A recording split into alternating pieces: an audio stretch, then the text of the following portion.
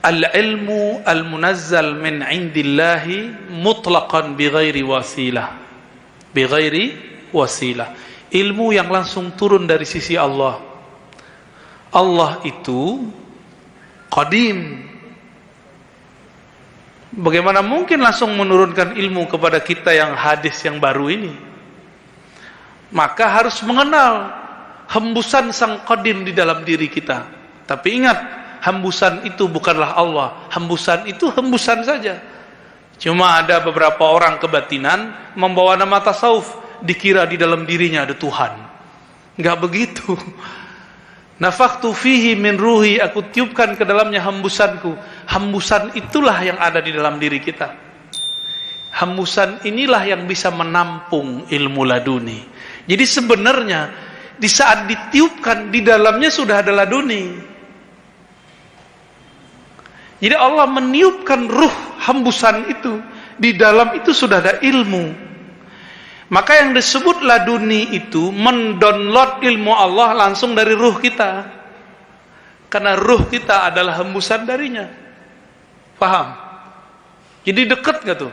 Kayak kita mau download sesuatu aplikasi di handphone, ada nggak Play Store-nya? Ya, tinggal pencet-pencet doang. Masalahnya mau buka Play Store nggak punya email. Mau buka kolbu tapi tidak tahu cara bukanya, nggak punya nama email kolbunya, ya nggak bisa dibuka. Ya, kira-kira begitu. Jadi, apakah butuh waktu? Kalau orang sudah punya nama ruhani, dia sudah mengenal dirinya. Itu yang saya sebut mengenal nama ruhani. Man arafa nafsahu. Jika dia kenal dirinya, dia akan mampu mengakses ilmu laduni. Tapi kalau orang nggak tahu diri, ya nggak bisa kenal. Baik. Butuh waktu? Enggak. Ilmu laduni itu turunnya detik per detik. 1 detik di dalam laduni sama dengan 70.000 ilmu di luar. Itulah maksud Nabi mengatakan 1 bab ilmu lebih afdol daripada 100 rakaat, 1000 rakaat. Karena sholat itu harus pakai ruh. Ruh itu tempat turunnya laduni. Maka orang yang nggak ngerti, kita lagi kajian subuh, masuk syuruk, dia sholat 2 rakaat, padahal kita masih kajian.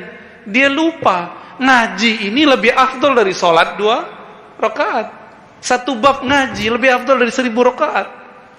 Cuma karena beramal pakai nafsu, nyalahin Ustadz nih, udah syuruk masih ceramah aja. Emang ada kewajiban sholat syuruk? Emang ada kewajiban, keharusan kalau syuruk ceramah berhenti? Kan nggak ada. Kita aja yang nafsu dapat pahala, ya. Tapi lupa yang sebenarnya. Cara menjaga keilmuan kepada para pemula, selain sanad, rajin baca, zikir yang harus diawali sebelum belajar, apa yang standar? Cara menjaga ilmu, gitu ya. Udah punya guru, udah punya komunitas, apalagi? Zikir apa yang perlu dibaca? Zikir yang mesti dibaca, zikir yang menenangkan kolbu. Kan ada zikir macam-macam. Zikir yang pakai angka-angka, itu biasanya kolbu nggak tenang.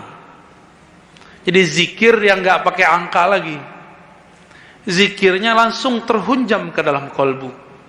Zikir yang begini bisa membuat orang yang belajar bisa memahami sesuatu melebihi orang lain, karena kolbunya tenang. Orang yang tenang dapat menangkap sesuatu yang tidak ditangkap oleh orang gelisah. Ketenangan yang mutlak itu ada di ruh. Makanya ilmu laduni itu sesaat saja itu sama dengan 70.000 ilmu di luar. Sesaat dia dapat. Makanya Nabi Muhammad itu sesaat saja naik ke aras. Turun-turun sudah bawa semua pengetahuan alam semesta.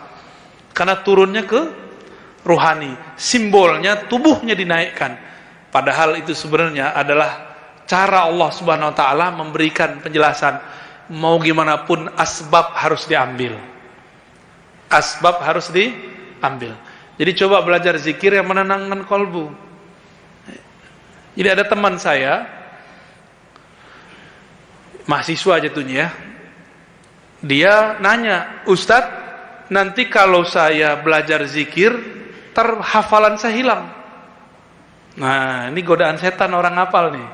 supaya orang yang ngafal ini nggak pernah tersentuh ilmu zikir. Itu caranya. Berarti dia membenturkan antara ilmu zikir dengan ilmu hafal. Gimana cara jawabnya?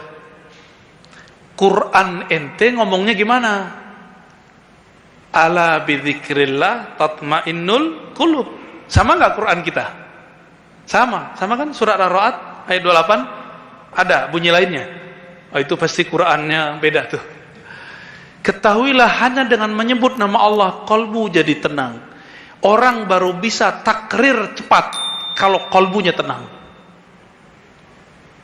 Jadi coba nih takrir lagi gelisah, bisa nggak? Nggak bisa. Dia ikutlah talqin zikir, belajarlah di zikir kalbu. Semenjak saat itu kalau mau ada khataman dia tidak perlu tergesa-gesa lagi. Dia cukup zikir sebentar, nanti dia ingat-ingat. Dan cara menghafalnya enak. Jadi takrir yang dimulai dari kalbu lebih cepat daripada takrir yang dimulai dari ra'yu. Ya, pikiran. Capek kalau pakai ra'yu, bisa jadi ancaman. Ini bisa stroke. Ini bisa lupa. Ini bisa bercabang. Ya.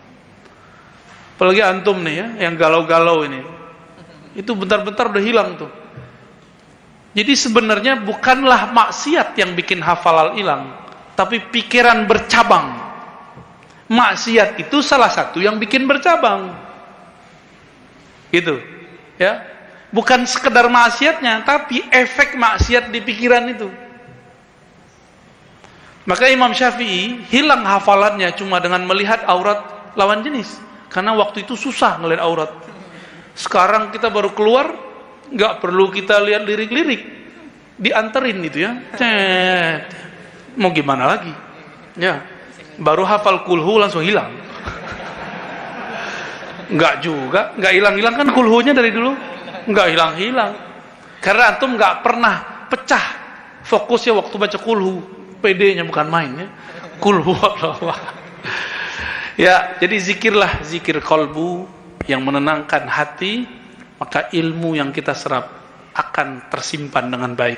Wallahu a'lam bishawab. Masih ada waktu.